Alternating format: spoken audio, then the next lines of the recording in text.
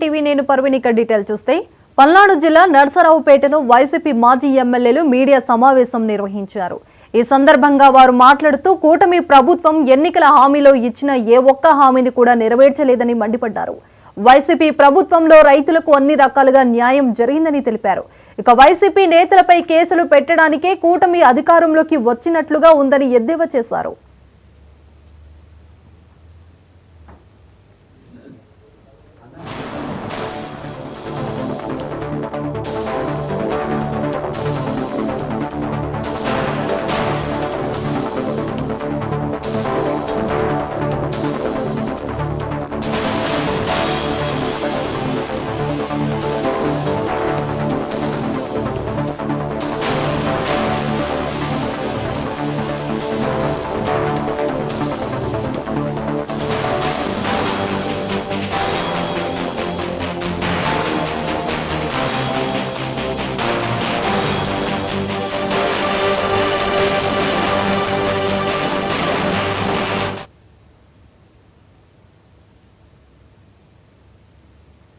YSR Congress party ఇచ్చినటువంటి పిలుపు మా నాయకుడు వైఎస్ జగన్మోహన్ రెడ్డి గారు మరి ఏదైతే ఒక పిలుపునిచ్చారో దాంట్లో భాగంగా రాష్ట్ర వ్యాప్తంగా కూడా అన్ని జిల్లా కలెక్టరేట్స్కి కూటమి ప్రభుత్వం వచ్చాక రైతులను ఏ విధంగా ఇబ్బంది పెడుతున్నారు, రైతన్నలకు సూపర్ 6లో ఏదైతే పెట్టుబడి సాయం కింద ఏడాదికి 20,000 ఇస్తామని సూపర్ 6లో చెప్పినటువంటి హామీ అమలును ప్రశ్నిస్తూ రైతుల పక్షాన అండగా నిలబడుతూ మరి వైఎస్ఆర్ కాంగ్రెస్ పార్టీ అన్ని జిల్లాల్లో కూడా రేపు కలెక్టర్లకు వైఎస్ఆర్ కాంగ్రెస్ పార్టీ జరుగుతున్న అన్యాయానికి రైతులకు మేలు జరిగే విషయంకై మరి రిప్రజెంటేషన్ ఇవ్వాలని ఒక ఆలోచన చేసింది. దాంట్లో భాగంగా మన పల్నాడు జిల్లాలో కూడా పెద్దలు డిస్ట్రిక్ట్ ప్రెసిడెంట్ పిన్నెల రామకృష్ణారెడ్డి అన్న ఇప్పుడే రేపటి యొక్క కార్యాచరణ గురించి వారి యొక్క మాటల్లో వివరించడం జరిగింది. మరి మన పల్నాడు జిల్లాలో కూడా రేపు 10 గంటలకు కలెక్టరేట్కి వెళ్ళి ఇక్కడ ఉన్నటువంటి డిస్ట్రిక్ట్లోని అందరూ ఇన్ఛార్జెస్ కూడా మరి రిప్రజెంటేషన్ని ఇక్కడ ఉన్నటువంటి మన పల్నాడు ప్రాంత రైతులకు అండగా నిలబడతామనేటువంటి ఒక భరోసాని ఇవ్వటం అనేది జరుగుతూ ఉంది. మరి మనం చూసినట్టయితే రైతన్నలందరూ కూడా మనం గతంలో చూసేవాళ్ళం, వలసలు పోయి వేరే ప్రాంతాలకు పోయి ఏవో ఒక పనులు చేసుకొని మరి వారి యొక్క జీవనాన్ని గడిపేటువంటి పరిస్థితులు గతంలో చంద్రబాబు నాయుడు గారి హయాంలో ఉండేవి. మరి ఆ తర్వాత జగనన్న వచ్చాక జగనన్న ప్రభుత్వంలో రైతుకి భుజం తట్టి భరోసానిచ్చి రైతు భరోసాని తీసుకొచ్చాం. రైతు భరోసా కేంద్రాలు తీసుకొచ్చి మరి రైతుకు ఆ ఊర్లోనే అన్ని విధాలుగా కూడా తనకి సౌకర్యాలు కల్పించి కొనే దగ్గర నుంచి మళ్ళా తిరిగి ఆ రైతు అక్కడే ఒక మంచి రేటుకి అమ్ముకునేటువంటి ఒక పరిస్థితిని మనము జగనన్న ప్రభుత్వంలో కల్పించాం. అన్నదాతకు అండగా అని వైఎస్ఆర్ కాంగ్రెస్ పార్టీ ఇచ్చినటువంటి పిలుపు మా నాయకుడు వైఎస్ జగన్మోహన్ రెడ్డి గారు మరి ఏదైతే ఒక కాంగ్రెస్ పార్టీ ప్రతి కలెక్టరేట్ ఆఫీసులో రాష్ట్రం మొత్తం కూడా మెమోరాండం ఇవ్వటం జరుగుతూ ఉంది. దాన్ని మీరు ఒక్కసారి గమనించండి, వాస్తవా కాదా అని. ఇవి వాస్తవాలని తీసుకోండి. మీరు వైఎస్ఆర్ కాంగ్రెస్ పార్టీ వాళ్ళు రోడ్డు మీద రాకూడదు, లేకపోతే వైఎస్ఆర్ కాంగ్రెస్ పార్టీ వాళ్ళని ఏ విధంగా అక్రమ కేసులు పెట్టాలి, వైఎస్ఆర్ కాంగ్రెస్ పార్టీ కార్యకర్తలను ఏ విధంగా ఇబ్బందులు గురి చేయాలి, ఇవి ఆపండి. ఈ కక్షలు ఆపండి. ప్రభుత్వం మంచి పాలన అందించండి, ప్రజలకి మంచి జరిగే విధంగా రైతులకి న్యాయం చేయండి. న్యాయం చేయకపోయినా అన్యాయం బట్టి చేయగాకండి. మీరు ఇస్తానన్న వాగ్దానాలు నీకు 15,000 నీకు 15,000 మీకు రైతుకి 20,000 అని చెప్పినటువంటి అన్నీ ఇవ్వండి అయ్యా, ఇవ్వండి. ఇవ్వకపోగా వైఎస్ఆర్ కాంగ్రెస్ పార్టీ కార్యకర్త కావటమే ఆయన చేసినటువంటి పాపమా? వైఎస్ఆర్ కాంగ్రెస్ పార్టీకి ఓటేయటమే ఆయన చేసినటువంటి నేరమా? వైఎస్ఆర్ కాంగ్రెస్ పార్టీ అంటే పబ్లిక్గా చెప్పడానికి చెప్తే లోపలేస్తామని చెప్పే పరిస్థితిని మీరు చెప్తా ఉన్నారు. ఇవాళ ఒక్క బ్యానర్ కట్టుకుంటే బ్యానర్లు చించేస్తున్నారు. వైఎస్ఆర్ కాంగ్రెస్ పార్టీ బ్యానర్లు కట్టుకోకూడదా? అది రైతులకి ఇటు పెట్టే ఈ ఈ ఈ బ్యానర్ల వైపు వీటన్నిటినీ కార్యకర్తల్ని ఇబ్బందులు పెట్టే ఇవన్నీ కూడా ఆపి అటువైపు మంచిగా ఆలోచించండి, రైతులని ఆదుకోండి అని ఈ సందర్భంగా తెలియపరచుకుంటూ, వైఎస్ఆర్ కాంగ్రెస్ పార్టీ కార్యకర్తలు ఎప్పుడు ఎవరికి అన్యాయం చేయలే. రైతులకు ఇస్తానన్న అన్నదాత సుఖీభవ పథకం ఇంతవరకు కూడా అమలు చేయకపోవటం, గతంలో జగన్మోహన్ రెడ్డి గారు పంటలు వేసుకునే టైంలో పెట్టుబడి సహాయం కింద జూలై ఆగస్టు నెలలోనే రైతు బోనస్ అని ప్రతి ఒక్క రైతుకి కూడా అకౌంట్లో జమ చేశారు.